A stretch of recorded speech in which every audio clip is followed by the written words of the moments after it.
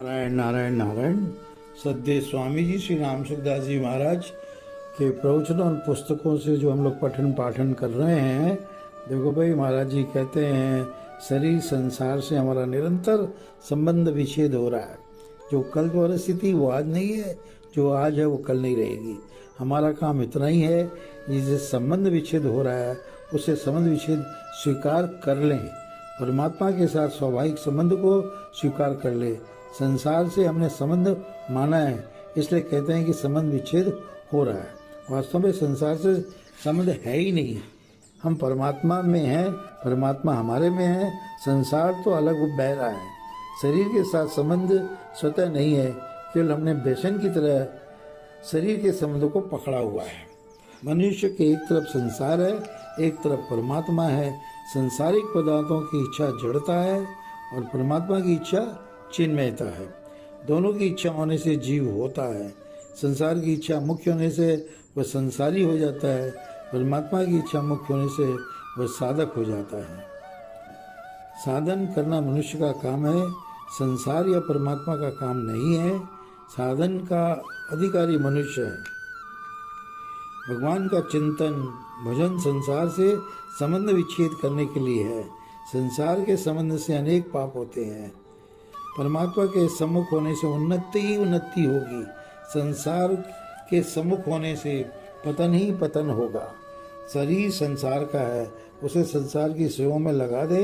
हम परमात्मा के हैं और हम परमात्मा में लग जाएं।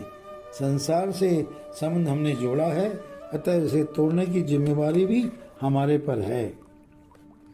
जीव भगवान को भुला रखा है, भगवान जीव को नहीं भूले हैं। जैसे माँ का बालक पर स्वतः स्नेह अपनापन होता है, ऐसे ही भगवान का जीव पर स्वतः स्नेह प्यार अपनापन रहता है। परमात्मा की तरफ चलने वाला सभी साथ देते हैं। जैसे गंगोत्री से गंगा की छोटी सी धारा समुद्र की तरफ चलती है तो सभी नदी झरने आदि उसमें मिलते जाते हैं, परंतु पानी की बड़ी धारा भी खेतों में जाती है तो उसका कोई सहायक नहीं होता है और वह खेतों में ही विलीन हो जाती है। ऐसे ही संसार की तरफ चलने वाला संसार में ही रह जाता है, अर्थात जन्मता मरता रहता है। संसार की चाहना पतन का कारण है, भगवान की चाहना उद्धार का कारण है। सबका वर्तमान निर्दोष है। दोष आगंतुक है, कोई बुरा नहीं है। आगंतुक दोषों को अपने में न आने दें, न माने। आप स्वरूप से निर्दोष हैं। दोषों को अपने में स्थापन न करें। दोषों का ज्ञान दोषी को होता है और निर्दोष को होता है, या निर्दोष को काला टीका सफेद में दिखता है और न कि काले में। दोष अनित्य है, निर्दोषता नित्य है। जब तक आप दोषों को सत्ता और महत्ता देंगे तब तक ही वे आएंगे। दोष विद्यमान नहीं है। नासतो विदते भाव, निर्दोषता आपका स्वरूप है, आप में है ही नहीं।